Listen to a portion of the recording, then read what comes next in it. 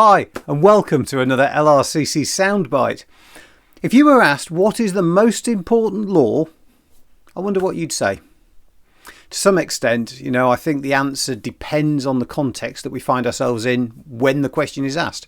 If I'm on a building site, then I'll probably say something about health and safety or wearing the correct protective equipment. If I'm in a car, it might be something about driving safely. If I'm getting on an aeroplane, it might be about what you're allowed to take with you. One of the Jewish religious leaders asked Jesus this very question. And Jesus answered by referring to the 10 Commandments. Jesus said there were two. The first was that you should love God. And the second was that you should love other people. And actually, when you dig into those laws, they're not ambiguous or flippant in any way. The first says that you should love God with all your heart, with all your soul, with all your mind, and with all your strength. Basically, you put God first in everything.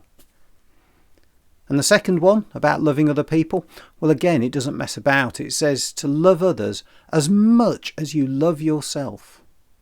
In the same way that we try to protect ourselves, often instinctively, we should protect others in the same way.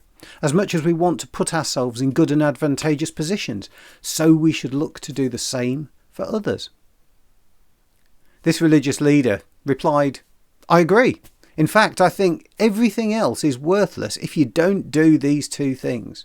No amount of sacrifice or offering is worth what these two laws give. We can't buy our way out of these two. I love this little story, and I love it because it gives me some really important advice that as a Christian I try to live by. If I can love God and love other people, then what more do I need? Think about the other commandments. I don't know if you know them, but do not murder. Well, if I love other people, I'm not going to do murder. Do not steal. Same applies. I'm not going to go out and nick stuff if I understand the impact of theft on other people. I suppose one of the key things to realise is that this isn't about loving the other people that are like me or the other people that I like. This is about loving other people, whoever they are. And with that in mind, I now have to include people I've never met and people I will never meet. This is much bigger than just the person who lives next door. And it can be a lot more difficult than it sounds. What about people I don't agree with? What about people who have done terrible things?